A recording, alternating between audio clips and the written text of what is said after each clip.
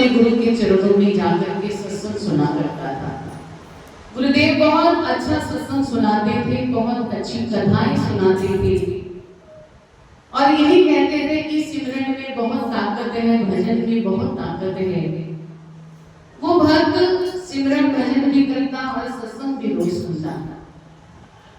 एक दिन सत्संग सुनते सुनते जब उसे काफी वर्ष हो गए तो उसके मन में एक शंका उत्पन्न हुई और अपने गुरुदेव के चरणों में बैठा रहा। बाकी संगत सब चली गई।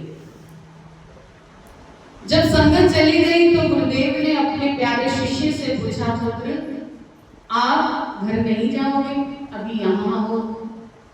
तो शिष्य ने कहा, गुरुदेव बहुत दिनों से मन में एक बात है जो आपसे पूछना चाहता हूँ। गुरुदेव ने कहा, पूछो। तो शिष्य कहने लगा, गुरुदेव आप कहते हो सत्संग में जाने का बहुत लाभ है, सिमरन करने का बहुत लाभ है, लेकिन मुझे तो अभी तक कुछ खास फर्क नहीं पड़ा।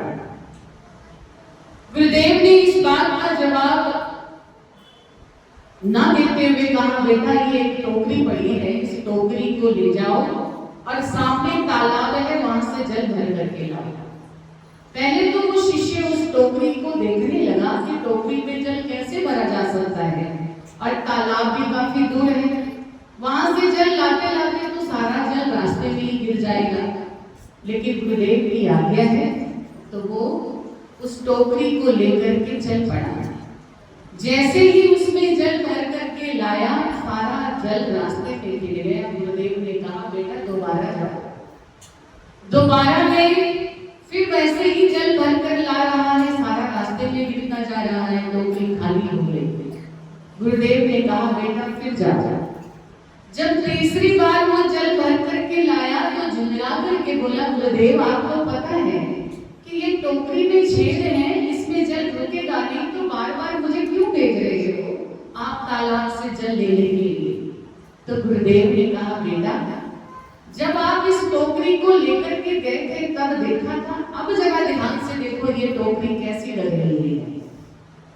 जब उस शिष्य ने उस टोकरी को देखा जो कि पहले उसी टोकरी से कोयले भट्टी में डाले जाते थे, वो बिल्कुल काली हो गई थी।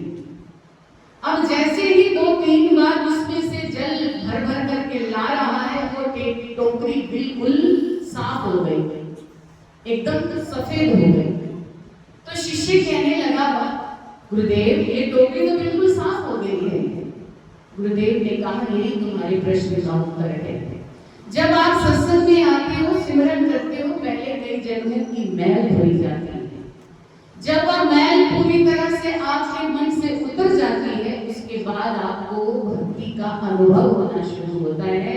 उसके बाद आपको सत्संग का ज्ञान होना शुरू हो जाता है। एकदम आप सोचते हो मन पर इतनी मलिनता है, कई जन्मों के विकारों की, पापों की, ना जाने कई जन्मों में हमने क्या क्या किया, हमें क्या पता।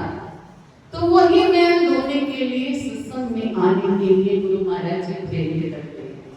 हमसे कोई पूछते हैं कई बार कि आपने ये सत्संग शुरू किया, जिसको हमने पहले व्यक्ति नाम दिया, लेकिन हमें थोड़ा सा और लगा और भाइयों को भी थोड़ा और लगा, तो इसलिए हमने नाम बदल दिया, श्री स्वामी जी की लाडलियों का सत्संग कर दिया हमने इसका नाम, क्योंकि आप सब उन्हीं के ही लाडले हो। चाहे कोई स्त्री रूप में है, चाहे पुरुष रूप में, हम सब उन्हीं के लाडले हैं। तो क्यों ना हम उन्हीं के ही लाडले बन करके अपना नाम उन्हीं के नाम से जोड़े रखें।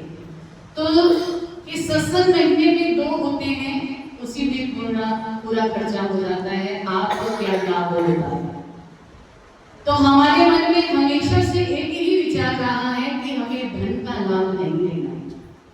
आप सबके मन के अंदर एक ऐसी जोत जगा देनी है, आपके मन के अंदर एक ऐसा गुरु महाराज जी के प्रति प्रेम भरना चाहते हैं हम, कि आपको हमेशा गुरु महाराज जी का प्यार और उनका दुलार मिलता है।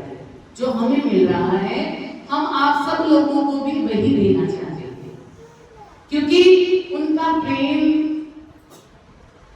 निस्वार्थ है, कोई कामना नहीं है। संसार में जितना भी